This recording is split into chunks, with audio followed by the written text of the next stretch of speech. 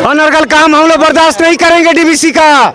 अनर्गल काम बर्दाश्त नहीं करेंगे डीवीसी का। पूरा प्रत्यक्ष रूप से सही रूप से हम लोग के सामने आए और उसके बाद हम लोग डीवीसी के हर तरह से समर्थन करें, लेकिन हम लोग के साथ गलत काम नहीं करें। ग्रामीणों के साथ गलत काम नहीं होना चाहिए। हाँ, तो पंचित डैम का विस्थापितों का जो है लगातार आंदोलन चल रहा। आज 147 दिन जो है पूरा हो गया। ये बता देना चाहते हैं कि आज जो है काफी संख्या में भीड़ है और आक्रोशित मार्च निकला है। और क्यों आक्रोशित मार्च निकला, जाने के क्या चाहते हैं आप, किस लिए ये आंदोलन हो रहा है? हम लोग माने ये जो सोलर पैनल लगा रहा है वो सब हम लोग नहीं लगा दे रहा। नहीं, सोलर प्लांट नहीं चाहते? नहीं। क्या नाम है आपका? विशाखा मरांडी। विशाखा मरांडी। और क्या अभी तो धनबाद डीसी ने आदेश जारी किया कि फ्लोटिंग सोलर का जो विरोध करेगा उस पर जो है कड़ी कानूनी कार्रवाई की जाएगी, क्या कहेंगे? देखिए, ये तो मीडिया के माध्यम से खबर मिला है, लेकिन एक्चुअली उनके मुंह से हम लोगों ने नहीं सुना। जबकि हमारे पास में एक पत्र है जो डीसी महोदय खुद लिखते हैं 22 जनवरी 2026। मेरे जो पत्र है उस पत्र को संज्ञान में लेकर, जिसको हमने 17 जनवरी 2026 को डीवीसी को दिया था अपने 10 मांगों के साथ में, उस पर संज्ञान लेकर डीसी ने आदेश दिया अनुमंडल पदाधिकारी धनबाद को, और उन्होंने अपने पत्र संख्या 523 26 फरवरी 2026 को लिखकर उस पर जांचों उपरांत आवश्यक कार्रवाई करने का आदेश दिया। जबकि इससे पहले जो अनुमंडल पदाधिकारी राजेश कुमार जी थे, उन्होंने भी अपना पत्र संख्या 27 मई 2025 को, जिसका आज एक साल लगभग हो गया है, बावजूद आज तक कोई जांच नहीं, कोई रिपोर्ट नहीं, क्योंकि डीवीसी को ये खौफ ही नहीं है कि जिला प्रशासन हमारे लिए कुछ करेगा। अभी 2 दिन पहले मीटिंग हुआ था, आपको पता है? बिल्कुल, मैथन प्रशासनिक भवन में वो मीटिंग हुआ था। जी, वो फ्लोटिंग सोलर लगाने के लिए आदेश नहीं दिया धनबाद डीसी? देखिए, वो उसका ऑफिशियल कॉपी हमारे पास में कुछ नहीं है, प्रेजेंट है। न्यूज में तो चल रहा है। न्यूज में चल रहा है। लेकिन उससे पहले जब हम लोगों ने डीसी सर से मिला था तो उस समय हम लोगों को कहा था कि वो डीवीसी चेयरमैन के साथ में बैठकर जो बात होगी फिर आगे में बैठक किया जाएगा। इसलिए हम डीसी महोदय से ये निवेदन करेंगे कि हम लोगों के साथ में त्रिपक्षीय वार्ता किया जाए।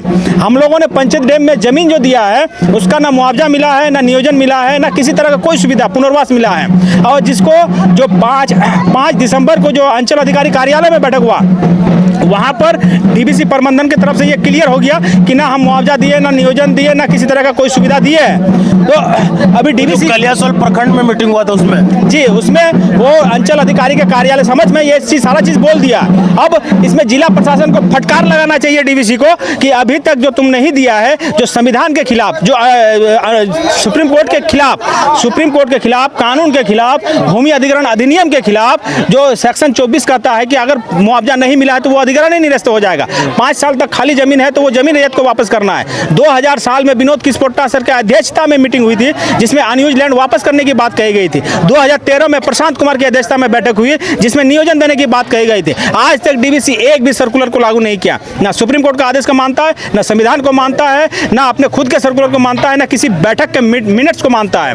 तो इसलिए हम लोगों का डीवीसी को स्पष्ट चेतावनी हम देना चाहते हैं, जब तक बैठक करके जिला प्रशासन के समझ, डीसी सर के समझ बैठक करके जब तक इसका कुछ रास्ता सही निर्णय नहीं लिया जाता है, तब तक किसी भी तरह का अनएथिकल काम ना करे, ग्राउंड पे आके जबरदस्ती कहीं पर काम करने की कोशिश ना करे। अन्यथा विधि व्यवस्था की समस्या, ग्रामीण यहाँ का खूब आक्रोशित है। आप देख सकते हैं ये शमशान घाट का रास्ता है, यहीं से बैल बकरी सबका चरावन का जगह। आप लोग मतलब चाहते हैं कि डीसी का अध्यक्षता में त्रिपक्षीय वार्ता हो विस्थापित के साथ? बिल्कुल, हम लोग डीसी सर के अध्यक्षता में त्रिपक्षीय बैठक, हमें बताया जाए कि हमारी मांगे सही है तो हमें मिलना चाहिए, और हमारी मांगे गलत है तो हम उसी दिन हम धरना छोड़ देंगे, हम लोग विरोध करना छोड़ देंगे।